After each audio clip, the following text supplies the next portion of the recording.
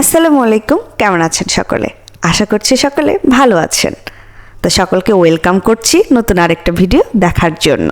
আপনাদের মাঝে হাজির হয়েছি নতুন আরেকটা ডেইলি ভ্লগ নিয়ে। তো সকলে আমার পেজটা ফলো করে লাইক কমেন্ট শেয়ার দিয়ে পাশে থাকবেন। আপনাদের সাপোর্টটা আমার অনেক প্রয়োজন। এই যে কাজ শেষ করে অফিস থেকে বের হয়েছি, রাস্তা পার হওয়ার সময় দেখলাম রাস্তার মাঝখানে খুব সুন্দর সুন্দর কিছু ফুল গাছ। তো ফুলগুলো দেখে অনেক ভালো লাগলো, তাই ফুলগুলোর একটু ভিডিও নিয়ে নিলাম।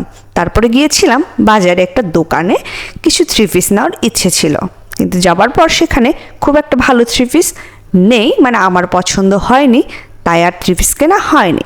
তো সোজা চলে এসেছি রান্না বান্না করতে। আজকে আপনার সাথে একটু রান্না বান্না শেয়ার করব। এই যে দেখেন, রান্নার জন্য সকল প্রস্তুতি আমরা নিয়ে ফেলেছি। চুলো রেডি করা হয়ে গেছে, ওদিকে মশলার ডালা, তেলের বোতল, তারপরে এখানে আমরা যা রান্না করব ছোট মাছ রান্না করব, যেহেতু ছোট মাছ রান্না করার জন্য পেঁয়াজ, আলু, কাঁচামরিচ নিয়েছি, চুলোর জন্য লাকড়ি নিয়ে নিয়েছি। যাই হোক, হাতে মেখে ছোট মাছ রান্না করব। হাতে মেখে তরকারির স্বাদটাই অন্যরকম, এক একভাবে রান্নার তরকারির এক এক রকম স্বাদ।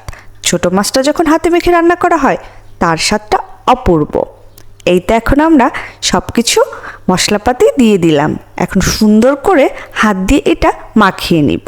দেখতেই পাচ্ছেন আমি সুন্দর করে মশলাগুলো দিয়ে আলু, পেঁয়াজ, কাঁচামরিচটা মেখে নিলাম। মাখানোর শেষে মাছগুলো দিয়ে দিলাম। এখন মাছগুলো দিয়ে আলতো হাতে সবজিটা, তরকারিটা মাখিয়ে নেব। আলতো হাতে মাখাতে হবে যেন মাছগুলো ভেঙে না যায়, যেহেতু ছোট মাছ, নরম মাছ, অতএব ভেঙে গেলে তাহলে আর ভালো হবে না। মাখানোর শেষে আমি তরকারিটা সুন্দর করে গুছিয়ে নিচ্ছিলাম এবং অল্প করে ঝোল দিয়ে দিচ্ছিলাম। ঝোলের জন্য পানিটা যেটা দিয়েছি খুব বেশি পানি না, এটা একটা হাত ধোয়া পানি, কারণ বেশি পানি দেওয়া যাবে না। ছোট মাছে হাত ধোয়া পানিটা ব্যবহার করলে সুন্দর হয়। ঢাকনা দিয়ে ঢেকে দিলাম। ঢেকে দিয়ে এখন আমরা চুলো জ্বালানোর জন্য প্রস্তুতি নিয়ে নিচ্ছি। পাটকাঠিতে আগুন ধরিয়ে নিলাম। আমাদের এখানে এটাকে বলে শোলা। আপনাদের এলাকায় পাটকাঠিকে কি বলে? আমরা তো শোলা বলি, আপনাদেরটা কমেন্ট করে জানাবেন। এইতে চুলা ধরিয়ে দিলাম। এখন আমাদের রান্নাটা শুরু হয়ে গেছে। চুলা দাঁড়িয়ে অপেক্ষা করছিলাম কখন তরকারিটা ফোটা শুরু করবে। তরকারিটা ফোটা শুরু করলে ঢাকনাটা খুলে রেখে দিব। যাই হোক, এই যে দেখেন চুলাটা দেখতে অপূর্ব লাগছে, খুব সুন্দর, একদম অন্যরকম।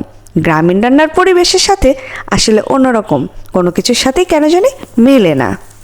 এই যে দেখেন আমার রান্না শেষ হয়ে গেছে, রান্না কমপ্লিট। এরপরে কড়াই বসিয়ে দিয়েছি। এখন আমরা বাকি আইটেমগুলো আস্তে আস্তে সেরে নেব।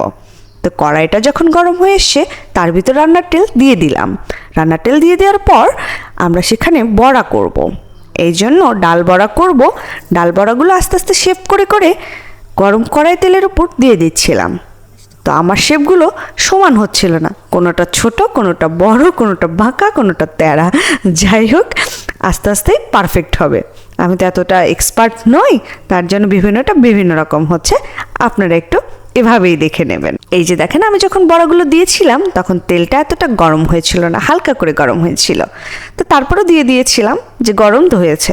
এই দেখেন এখন তেলটা ভালোভাবে গরম হয়েছে, কি সুন্দর ফুটছে, মনে হচ্ছে লাইটের মতো জ্বলছে। এক একটা তারার চারপাশ দিয়ে জল জল জল জল করে ফুটছে।